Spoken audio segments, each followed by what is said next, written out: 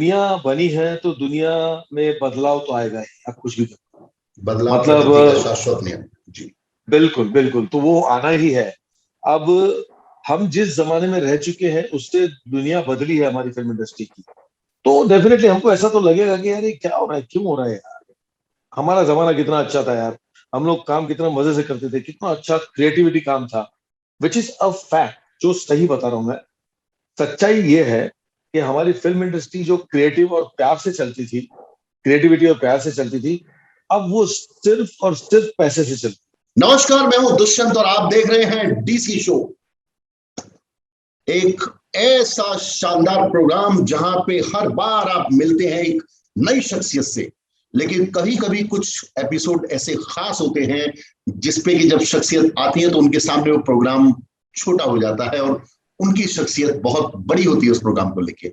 आज ऐसी एक शख्सियत हमारे साथ है, हमारी भारतीय सिनेमा के एक जाने पहचाने चेहरे, एक शानदार घराना है उनका। एक अगर हम शब्दों में कहें तो भारतीय सिनेमा जगत में उनके परिवार का बहुत बड़ा योगदान है, अभिनय की दुनिया में, डायरेक्शन की दुनिया में, प्रोडक्शन की दुनिया में। So ladies and gentleman, let's welcome the one and only आदि ईरानी जी। नमस्कार, आपका स्वागत है आदि भाई। थैंक यू सो मच आपका ये इतना प्यारा प्यार भरा स्वागत करने के लिए। आपके लिए शब्द कम पड़ जाते हैं, मैं कुछ और सोच रहा था और क्या, लेकिन शब्द कम पड़ गए। तो सबसे पहले तो I am very thankful to you कि आपने समय दिया आज आपसे बात करने का, और उससे भी ज्यादा शुक्रिया आपका इसलिए। अरे भैया, आप जैसे इतने प्यारे आदमी को अगर जो मैं समय नहीं दूंगा तो फिर किसको दूंगा। उससे ज्यादा शुक्रिया आपका इसलिए कि मुझे मेरे एक प्रोफेशन में एज एन डायरेक्टर मुझे आपको निर्देशित करने का मौका मिला। मुझे गौरव प्राप्त हुआ कि मैंने आदि ईरानी साहब को कैमरे के पीछे से रोल कैमरा एक्शन बोला और मुझे आपको डायरेक्ट करने का सौभाग्य प्राप्त हुआ। So thank you so much for that, first of all. No, in fact, thank you for considering me in your project. Thank you so much. It was a nice experience. बहुत मजा आया मुझे आपके साथ काम। Thank you. तो मैं एक बार अपने दर्शकों से आपको रूबरू कराना चाहता हूं एक बहुत डीपली जोन में ले जाकर, how you start your career. क्योंकि आपका एक घराना है, एक स्टारडम है आपकी, हमारी सबकी आदरणीय आपकी बड़ी सिस्टर, हमारी इंडस्ट्री का एक दैदीप्यमान सूरज है, मैं कहूँ एक तरह से, आदरणीय अरुणा ईरानी जी। ऐसी आपका फिर ये शुरुआत कैसे हुई। एक बड़े सितारे की छांव में अपनी जगह बनाना बहुत मुश्किल होता है, तो how you start your career. शुरुआत अगर जो मैं इस तरह से करूं कि मैं फिल्म लाइन में कभी आना ही नहीं चाहता था। I never wanted to be an actor. मैं फिल्म लाइन में ही नहीं आना चाहता था। मैं तो चाहता था कि कभी मैं आर्मी ज्वाइन करूं और आर्मी ज्वाइन करके अपने देश को जो है सुरक्षित करूं, अपने देश के लिए काम करूं, अपने देश की सुरक्षा करूं। ये मेरा मेरा भाव था। तो जब मैं छोटा था, मैं पूना में बोर्डिंग स्कूल में पढ़ता था, तो तब मैंने पूना से एनडीए में ट्राई करने की कोशिश की। तो अनफॉर्चुनेटली बिकॉज ऑफ माई आई, मेरी आंखों का एक कुछ सर्टेन नंबर है जो सिलिंड्रिकल या ऐसे कुछ नंबर होता है, कुछ ऐसा जो परमानेंट रहता है। तो उसकी वजह से मेरा एनडीए में उस वक्त दाखिला नहीं हो पाया। Because physically everything was okay, fit था, सब कुछ सही था, लेकिन ये आंखों ने धोखा दे दिया मुझे अपने देश की सुरक्षा करने के लिए, सुरक्षा से। ये आंखें हैं आईना मेरी जिंदगी का।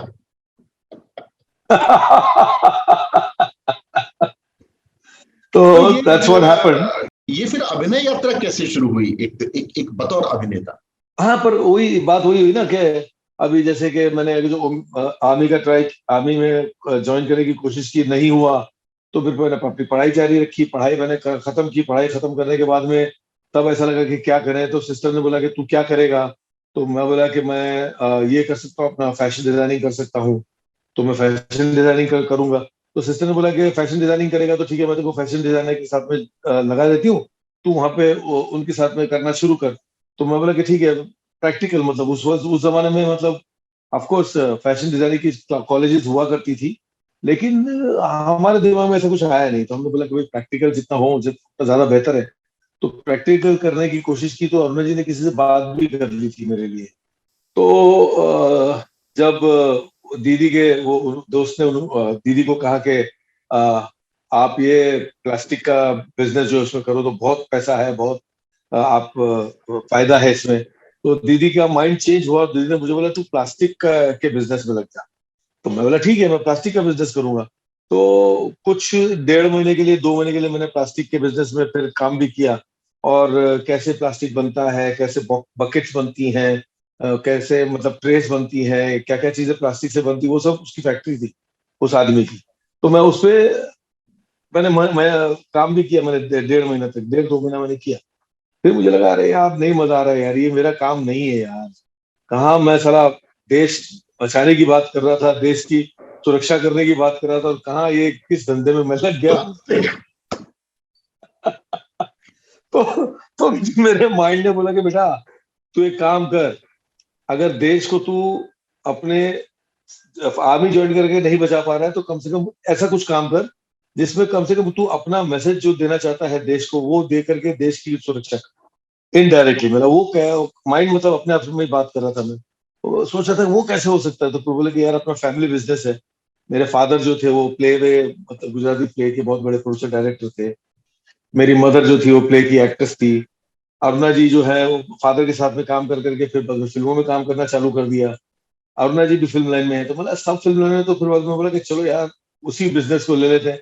उसमें मेरे अपने एक मतलब मैसेज एज एन एक्टर दे करके अपना काम करके अपने सेटिस्फेक्शन, अपने अपने आप को भी सेटिस्फाई कर लूंगा, और प्लस एक अपना अच्छा काम भी हो जाएगा जो मैं करना चाहता हूँ। तो इस तरह से फिर बाद में मैंने एज एन एक्टर ज्वाइन करने का सोचा, और फिर अरुणा जी को मैंने बताया। तो अरुणा जी फिर बाद में वो एकदम दुखी हुए, मतलब उनको अच्छा नहीं लगा। अरे यार तू क्यों फिल्म लाइन में जाना चाहता है, फिल्म लाइन अच्छी लाइन नहीं है, ये है वो है, मत कर तू फिल्म लाइन, तू जो करना चाहता है वही प्लास्टिक का करिए वो। तो मैंने किसी तरह उनको कन्विंस किया कि नहीं नहीं नहीं, मुझे फिल्म लाइन में ही करना है। तो फिर उन्होंने फाइनल बोला चलो ठीक अगर हम अभिनय यात्रा की बात करें तो उस पे बात करके कोई बहुत ज्यादा मुझे नहीं लगता कि कुछ अनुसंधान हो पाएगा, है। Because everybody knows you. आपके परिवार की एक लेगेसी है अभिनय में, प्लस अपना हमारे भारतीय सिनेमा में। तो और मैं तो ये विश करता हूँ कि लेगेसी बनी रहे, कंटिन्यू। एक घराना जैसे है, कुछ ही घराने हैं, आपका भी घराना उनमें से एक है। मैं अभिनेता आदि ईरानी साहब से जानना चाहता हूं कि आज तक की तारीख का, कहते हैं कि कलाकार की जो भूख होती है वो कभी भी मिटती नहीं है कला के प्रति। उन्हें लगता है मेरा बेस्ट आना बाकी है। बट अभिनेता आदि ईरानी का वो कौन सा बेस्ट काम है अब तक का जो उन्हें बहुत ही इज वेरी हैप्पी कि I did this for as an actor? As an actor मैंने एक फिल्म की थी जिसका नाम है अनाड़ी नंबर 1। गोविंदा थे उसमें उसमें जी जी जी। गोविंदा साहब का डबल रोल था। जी। और उसमें मेन विलन का मैंने कैरेक्टर किया था। अ, आमतौर पे एक्टिंग लोगों को ये लगता है कि भाई डायलॉग बोल दिया, स्टाइल में कुछ कर दिया, कुछ गेटअप ले लिया, कुछ स्टाइल मार दी, एक्टिंग हो गई, लोगों को ये लगता है। लेकिन एक्टिंग सही में वो एक्टिंग है जहां पर आपको कोई एक्सप्रेशन नहीं देना है, कोई डायलॉग नहीं बोलना है, और आपको अपना जो फील जो है वो कन्वे करना है। और पब्लिक को समझ में आना चाहिए, बिकॉज बड़ा पर्दा है, बड़े पर्दे पे पब्लिक बैठ करके देखती है, तो इतनी छोटी सी चीज भी जो है आपके नोएंस जो है वो भी पब्लिक नोटिस कर लेती है। अभिनेता आदि ईरानी, जिनके की बहुत फैंस हैं, बहुत फेमिलियर चेहरा है, जहां भी खड़े हो जाए एवरी ऑलमोस्ट पूरे देश में लोग आपको रिकॉग्नाइज करते हैं। लेकिन ये एक्टर आदि ईरानी साहब किस मेल एक्टर के फैन हैं? कौन मेल एक्टर ऐसे हैं जिनको एडमायर करते हैं, इन्हें बहुत पसंद है? कोई एक ऐसा एक्टर नहीं है जिसको मैं पसंद करता हूँ, ऐसे काफी सारे एक्टर्स हैं जो मुझे बहुत पसंद आए हैं हमेशा से, और जिनको मैं कोशिश करता हूँ कि उनकी स्टाइल स्टाइल नहीं, उनका जो काम करने का तरीका है वो मैं यस उनसे सीखूं। यस। तो उनके बारे में पता करने की कोशिश करता था मैं हमेशा। जैसे एक वक्त था जब मोतीलाल जी थे, वो बहुत ही नेचुरल एक्टर थे। उस जमाने में जब बहुत लाउड एक्टिंग हुआ करती थी, जी एक एक चीज मुझे करके बताना है, मैं तुम्हें छोड़ूंगा नहीं, ये सब करते थे उस जमाने में। उस जमाने में मोतीलाल जी ने बहुत ही नेचुरल एक्टिंग की, वो एक्टिंग मुझे करनी थी। और हमेशा से उस जमाने में जब मैं गुजराती फिल्मों में भी काम करता था, तो गुजराती फिल्मों में भी काम जब मैं करता था तो लोग मुझे बोलते यार ये एक्टर अच्छा नहीं है यार, ये एक्टिंग करता ही नहीं है यार, ये क्या एक्टिंग करता है, इसकी एक्टिंग है कोई। क्योंकि मैं वो नेचुरल एक्टिंग करने की कोशिश करता, जैसे अभी मैं आपसे बात कर रहा हूँ तो ये नेचुरल एक्टिंग है ना, ये एक्टिंग ही है, एब्सोल्युटली, रियल लाइफ एब्सोल्युटली, की एक्टिंग है। तो एब्सोल्युटली। ये एक्टिंग मैं करने की कोशिश करता था जिससे मैं कनेक्ट कर सकूं पब्लिक के साथ। डायरेक्टर्स जो होते थे उनको चाहिए था कि लाउड एक्टिंग कर, ये एक्टिंग करने की मैं कोशिश करता था जिससे पब्लिक कनेक्ट कर सके। डायरेक्टर को वैसा चाहिए था जो मैं नहीं करता था। तो लोग बोलते थे क्या एक्टिंग करता है यार ये आदमी यार। तो ये सर्टेन चीजें जो मैं सीखने की कोशिश करता, जैसे कि मोतीलाल जी से मैंने पता करने की, मोतीलाल जी के बारे में पता करने की कोशिश की, जैसे संजीव कुमार साहब के बारे में पता करने की कोशिश की, जैसे अशोक कुमार दादा मुनि जी के बारे में पता करने की कोशिश की। ये सब जो थे ना बहुत ही नेचुरल एक्टर्स थे उस जमाने के, और उनकी जो नेचुरल परफॉर्मेंस जो थी ना, उसको मैं सोचता था कि मतलब उनके नेचुरल परफॉर्मेंस में, मतलब रियल रियल परफॉर्मेंस में कैसे वो अपनी गहराई जो है वो बाहर निकालते हैं। कहा मतलब कैरेक्टर की गहराई, कि अगर जो गुस्सा कर रहा है तो ये ऐसा बैठा हुआ, ये गुस्सा भी करते थे लोग उस जमाने में ना, लेकिन उनका ये गुस्सा नहीं आता, उनका ये यहाँ पर ऐसे डेवलप करना शुरू करते थे और आस्ते से ऐसे करके देखते थे कि क्या कर रहा है तू, तुझे तो मैं छोड़ूंगा नहीं, तूने ये किया मेरे साथ में, मैं तुझे मार डालूंगा, ये आंखों से बताते। तो वो सब चीजें कैसे वो, मतलब उसके पहले प्री वर्क जो बोलते हैं ना, प्री प्रोडक्शन काम होता है, वैसे प्री जी, वर्क एक्टिंग का होता है।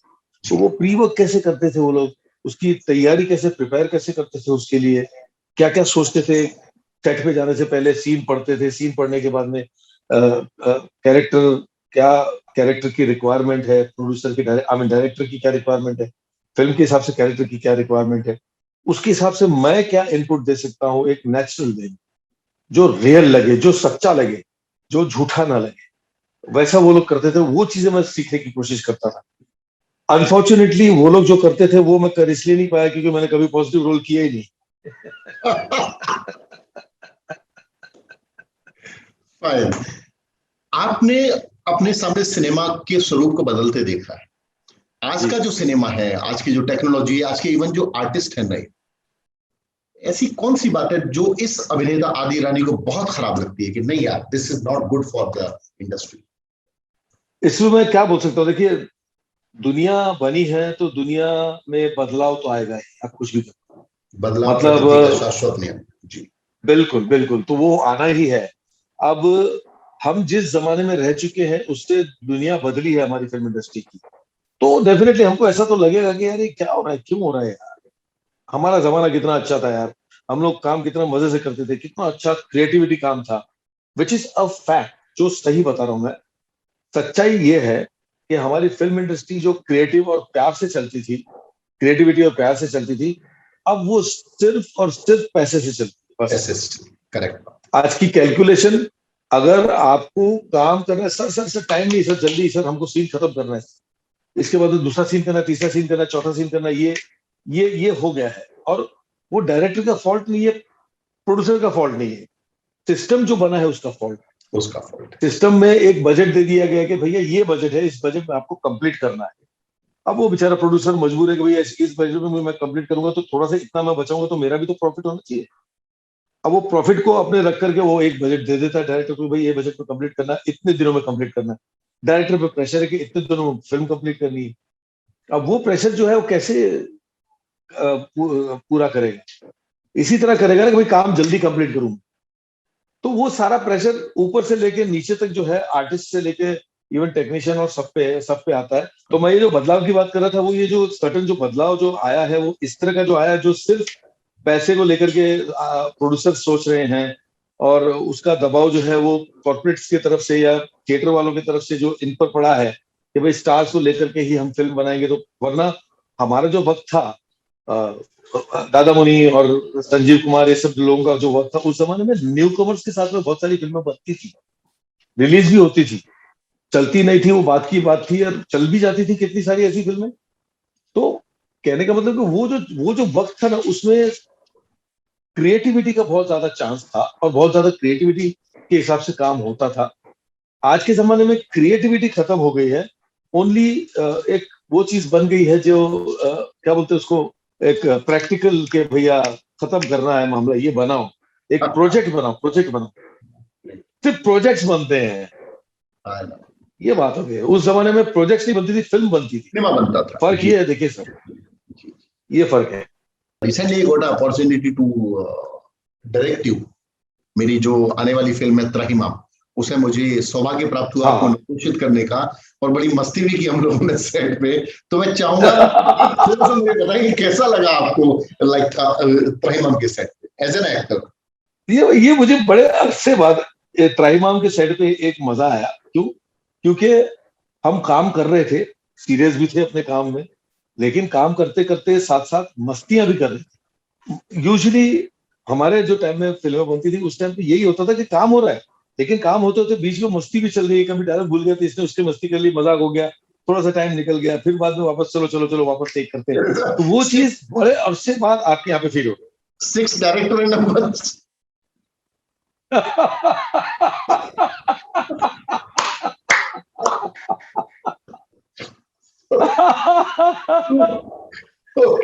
एक तो अपने वो डायरेक्टर जो थे ना, वो कमाल के डायरेक्टर थे सर।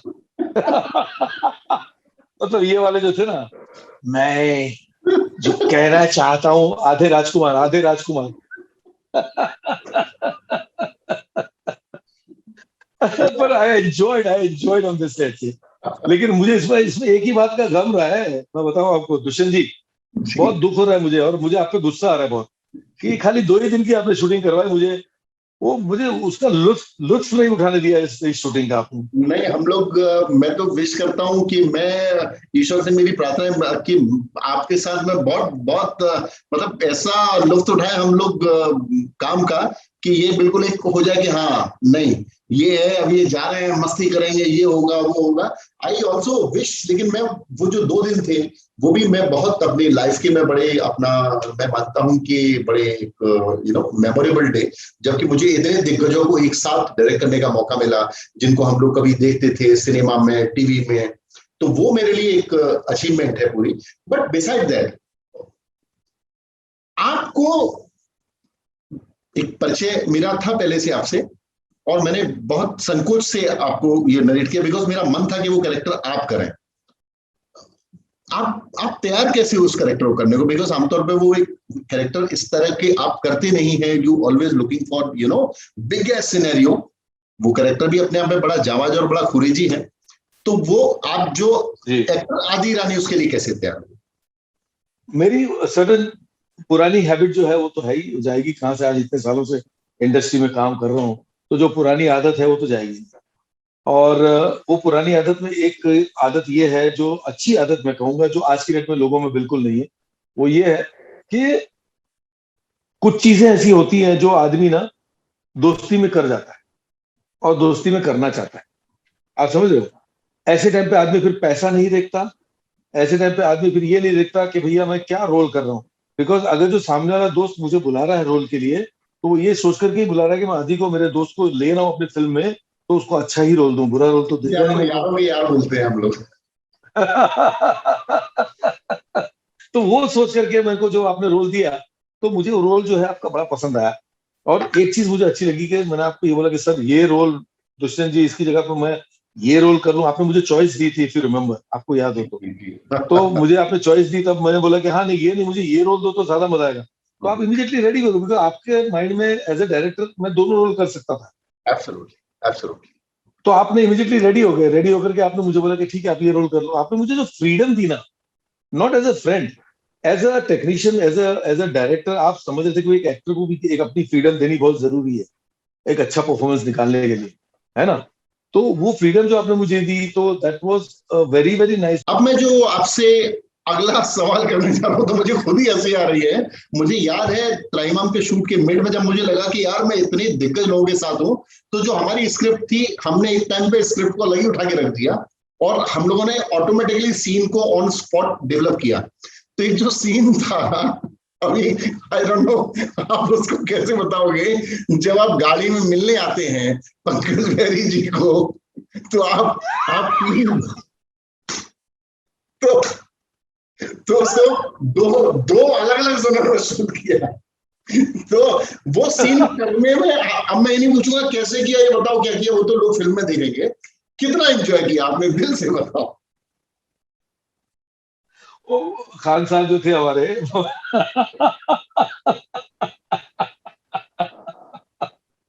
खान साहब बेचारे बहुत अच्छे आदमी हैं, बहुत ही अच्छे इंसान हैं, उनको गुस्सा आता नहीं है। और इसमें उनको शॉर्ट टेम्पर एक कैरेक्टर मिल गया कि शॉर्ट टेम्पर आदमी होता है। शॉर्ट टेम्पर में आदमी छोटी सी बात में गुस्सा हो जाता है, एकदम भिन्ना जाता है, ये होता है। तो उनको उनको वो करना था। उन्होंने लाइफ में कभी ऐसे कैरेक्टर्स आज तक किए नहीं है। अब वो चीज, और रियल लाइफ में बहुत ही सॉफ्ट एंड बहुत ही प्यारे आदमी है वो, अपने मुश्ताक खान जी।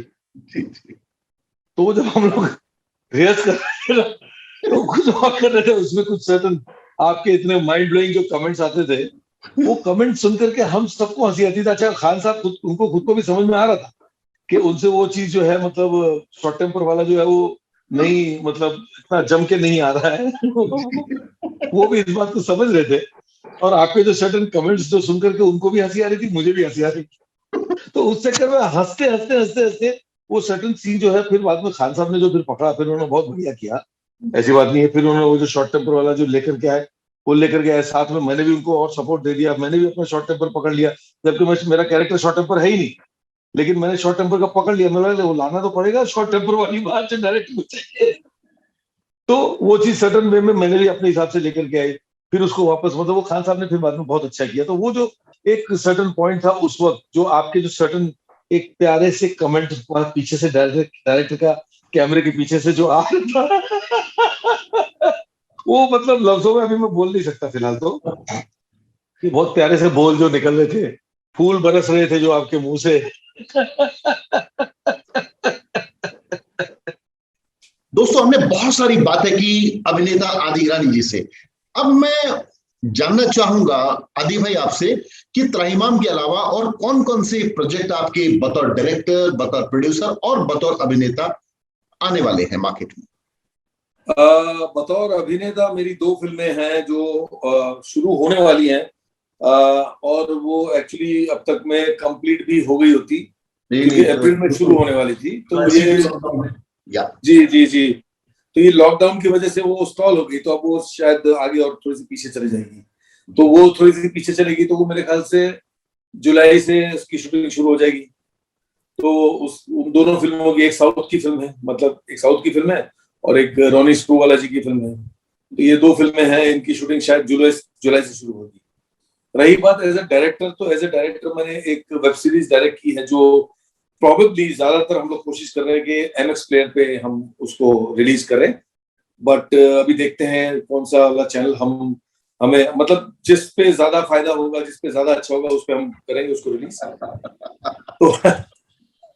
तो एज ए डायरेक्टर मेरी एक सीरीज है जिसका नाम है जिंदगी रीसेट।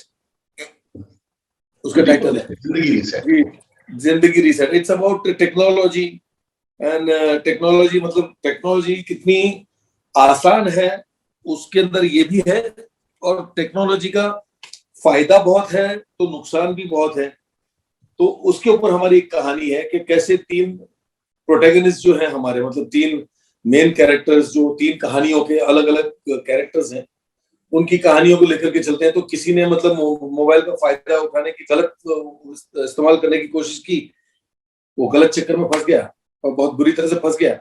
और जिसने अच्छा फायदा करने की कोशिश की, वो अच्छी तरह से फायदा होकर के उसको बहुत फायदा हो गया। तो किसी को नुकसान हुआ, किसी का फायदा हुआ। तो मतलब उस हिसाब से हम दिखाना चाह रहे हैं अपनी टेक्नोलॉजी में कि सही इस्तेमाल करो तो इसका फायदा है, बहुत फायदे हैं इसके, वो चीज हम दिखाने। तो उस पर बेस्ड एक हमारी कहानी है जिसको मैं डायरेक्ट कर रहा हूँ। मैं और मेरा एक फ्रेंड है शिवा, हम दोनों मिलकर के उसको डायरेक्ट कर रहे हैं। तो दोस्तों, मैं भी बेसब्री से इंतजार कर रहा हूं और आप भी इस इंटरव्यू का बेसब्री से इंतजार करेंगे, जिंदगी रीसेट का। और देखिए, यही होती है समय की बात कि अब जब काम दोबारा शुरू होगा तो वाकई में जिंदगी रीसेट करने वाली बात होगी आफ्टर दिस कोरोना काल, जैसे हम लोग जा रहे हैं। तो आदि भाई, मेरी बहुत बहुत शुभकामनाएं आपको जिंदगी रीसेट के लिए। हमारे सभी दर्शकों की शुभकामनाएं हम दोनों को हमारी फिल्म त्राहिमाम के लिए।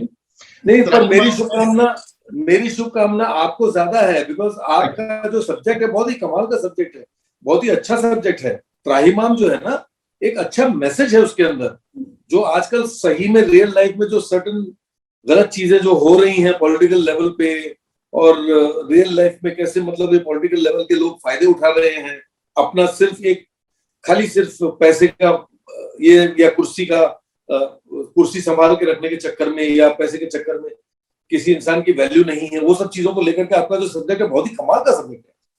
और दोस्तों मैं आपको एक और बात बताऊं, मेरी फिल्म जो त्रहिमाम आने वाली है उसमें आपको ये दिग्गज जैसे हैं उसी रूप में एक शानदार कन्वर्जन के साथ मिलेंगे। दोस्तों एक बार फिर एक और एपिसोड में आप सब के साथ मुलाकात होगी एक और शानदार शख्सियत के साथ। तब तक के लिए मुझे दुष्यंत प्रताप सिंह को इजाजत दीजिए। आदि भाई, thank you so much and stay tuned with us in DC show.